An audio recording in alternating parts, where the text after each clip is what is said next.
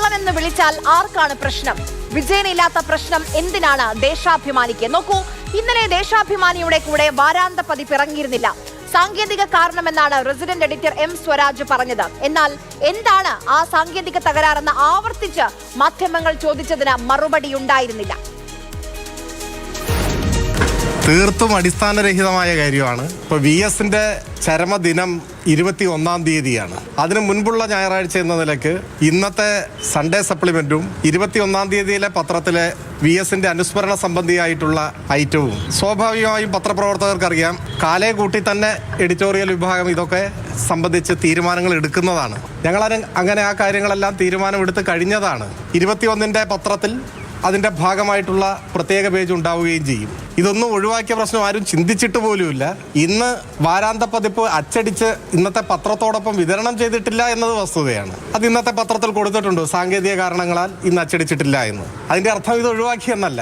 നാളത്തെ പത്രത്തോടൊപ്പം ഇത് ഉണ്ടാവും. മറിച്ചുള്ളതെല്ലാം തീർത്തും തെറ്റായ എന്തോ ഊഹാപോഹങ്ങളോ തെറ്റായ എന്തെങ്കിലും വിവരം കിട്ടിയതോ ആയിരിക്കും. വിജയൻ എന്നൊരു ലേഖനമേ അച്ചടിക്കാൻ ഉദ്ദേശിച്ചില്ല എന്നാണ് എം സ്വരാജ് ഇന്നലെ പറഞ്ഞത്. അത് വസ്തുതയാണോ? അല്ല. ഒന്ന്, അത് എഴുതിയ ലേഖകൻ സ്വന്തം ഫേസ്ബുക്കിൽ തന്റെ തെറ്റാണ് എന്ന് സമ്മതിക്കുന്ന കുറിപ്പ് ഇപ്പോഴുമുണ്ട്. രണ്ട്, കള്ളൻ വിജയൻ തന്നെ പറയുന്നു ദേശാഭിമാനിയിൽ നിന്ന് ആളുകൾ വന്നിരുന്നു, തന്നെ കണ്ടിരുന്നു, സംസാരിച്ചിരുന്നുവെന്ന്. ഇവിടെ ദേശാഭിമാനിയിൽ നിന്ന് പത്രത്തിൽ നിന്ന് ഇവിടെ എടുക്കാൻ വന്നു. എന്നെ ഇതുപോലെ എന്നെ വിളിച്ച് കാര്യങ്ങളൊക്കെ ചോദിച്ച് എല്ലാം പറഞ്ഞു. ഫോട്ടോ വേണമെന്ന് പറഞ്ഞ് ഞാൻ ഫോട്ടോയും അയച്ചു കൊടുത്ത് എല്ലാം കഴിഞ്ഞു. അപ്പോൾ ഞാൻ വിചാരിച്ചു ഇത് വരും എന്തെങ്കിലും അപ്പോൾ എന്നെ അറിയിക്കാമെന്ന് പറഞ്ഞു. അപ്പോൾ ഇന്ന് ചാനലുകളിൽ ഇങ്ങനെയാണ് ഇത് വലിയ വിവാദമായി വന്നപ്പോൾ ഞാൻ ഇതെന്താ എന്നെക്കുറിച്ച് ഇങ്ങനെ പറഞ്ഞതെന്ന് ഞാൻ അപ്പോൾ അന്തം വിട്ടുപോയി. അപ്പോൾ ഞാനത്തെ ജോലി തിരക്കായതുകൊണ്ട് അത് നോക്കിയില്ല. പലരും വിളിച്ചപ്പോഴാണ് ഞാൻ അറിയുന്നത്.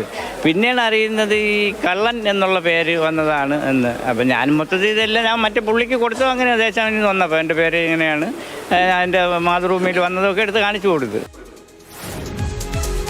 ആ ലേഖനം അച്ചടിച്ചിട്ടില്ല, അത് വസ്തുത. പക്ഷേ ആ ലേഖനം എഴുതിയിട്ടുണ്ട്, ആ തലക്കെട്ടും ഇട്ടിട്ടുണ്ട്. പിന്നീട് വേണ്ട എന്നും വെച്ചു. എന്തിനാണ് എന്നുള്ളതാണ് ചോദ്യം. ആരെയാണ് ആ പേര് അസ്വസ്ഥപ്പെടുത്തുന്നത്?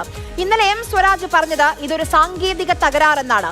സാങ്കേതിക തകരാറിന് എന്തിനാണ് വാരാന്ത എഡിറ്റർ KR അജയനോട് വിശദീകരണം തേടിയത്?